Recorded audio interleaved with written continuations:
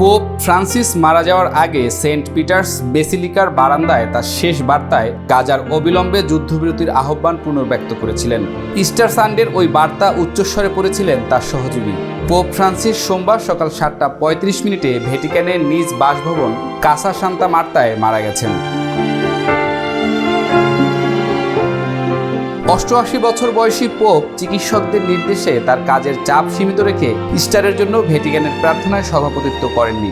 তবে অনুষ্ঠানের শেষে উর্বি অ্যাট অর্বি নামে পরিচিত বার্ষিক আশীর্বাদ এবং বার্তার জন্য উপস্থিত হন।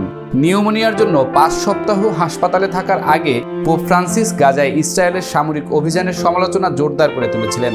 গত জানুয়ারি মাসে তিনি বলেন, ফিলিস্তিনের গাজায় মানবিক পরিস্থিতি অত্যন্ত গুরুতর এবং লজ্জাজনক। বান্ডেল থাকলে প্রতি সেনমানিতে টাকা বাঁচবে। বিকাশ সেনমানি বান্ডেল কিনে জিতুন প্রতি লেনদেনে। ইস্টারের বার্তায় পোপ বলেন, গাজার পরিস্থিতি নাটকীয় ও শোচনীয়। একই সঙ্গে তিনি ফিলিস্তিনের স্বাধীনতাকামী সংগঠন হামাসের কাছে থাকা ইসরায়েলি জিম্মিদের মুক্তি দেওয়ার আহ্বানও জানান। পোপ তার বার্তায় বলেন, আমি সমস্ত ইসরায়েলি জনগণ এবং ফিলিস্তিনি জনগণের দুর্দশার প্রতি আমার একাত্মতা প্রকাশ করছি। আমি যুদ্ধরত পক্ষগুলোর কাছে আবেদন করছি, যুদ্ধবিরতি ঘোষণা করুন, জিম্মিদের মুক্তি দিন এবং শান্তির ভবিষ্যতের আকাঙ্ক্ষা পোষণকারী ক্ষুধার্ত মানুষের সাহায্যে এগিয়ে আসুন। গত সপ্তাহে হামাস আরেকটি অস্থায়ী যুদ্ধবিরতির জন্য ইসরায়েলি প্রস্তাব প্রত্যাখ্যান করেছে। এর পরিবর্তে জিম্মিদের মুক্তির বিনিময়ে যুদ্ধ শেষ করার জন্য একটি চুক্তি দাবি করেছে।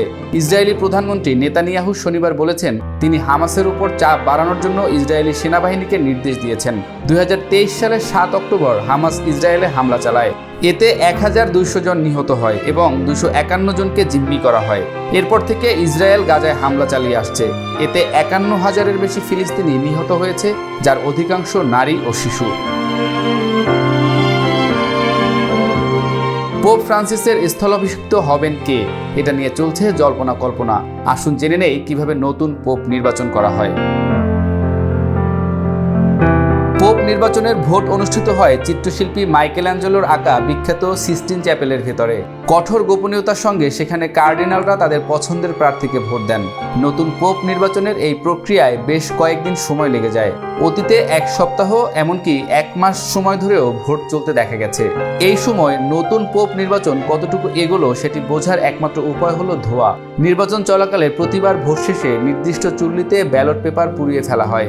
এর ফলে দিনে 2 বার যে ধোঁয়া বের হয় সেটি নতুন পোপের বিষয়ে ইঙ্গিত দেয়। কালো ধোঁয়ার অর্থ হলো পোপ নির্বাচন হয়নি, আর সাদা ধোঁয়া দেখার মানে হলো নতুন পোপ নির্বাচিত হয়েছেন। সাদা ধোঁয়া দেখা যাওয়ার পর সাধারণত ঘণ্টাখানেকের মধ্যে নতুন পোপ ঐতিহ্যবাহী পোশাক পরে সেন্ট পিটার্স স্কোয়ারের বারান্দায় এসে দাঁড়ান। এরপর কনক্লেভে অংশগ্রহণকারী একজন জ্যেষ্ঠ কার্ডিনাল আনুষ্ঠানিকভাবে নতুন পোপের বিষয়ে সিদ্ধান্ত জানান। তিনি ল্যাটিন ভাষায় চিৎকার করে বলেন, হ্যাবেমাস পাপাম, বাংলায় যার অর্থ দাঁড়ায়, আমাদের একজন পোপ আছেন। কার্ডিনাল এরপর নতুন পোপের নাম ঘোষণা করেন। এ সময় নতুন পোপকে যে নামে পরিচয় করিয়ে দেয়া হয়ে থাকে সেটি তার আসল নাম হতে পারে, আবার নাও হতে পারে। পোপ ফ্রান্সিসই এক্ষেত্রে বড় উদাহরণ। তার প্রকৃত নাম ছিল জর্জ মারিও বার্গোগলিও, কিন্তু 13 শতকের ধর্মপ্রচারক ও প্রাণীপ্রেমিক এসিসির সেন্ট ফ্রান্সিসের প্রতি শ্রদ্ধা জানিয়ে তিনি নিজের নতুন নাম দেন পোপ ফ্রান্সিস। দক্ষিণ আমেরিকা, যেখানে বিশ্বের প্রায় 28% ক্যাথলিক খ্রিস্টান বসবাস করে, সেখান থেকে প্রথমবারের মতো পোপ নির্বাচিত হন ফ্রান্সিস। কিন্তু অধিকাংশ ক্ষেত্রে দেখা যায় যে নতুন পোপ নির্বাচনের ক্ষেত্রে কার্ডিনালরা সাধারণত একজন ইউরোপীয়, বিশেষ করে একজন ইতালীয়কেই বেছে নেন।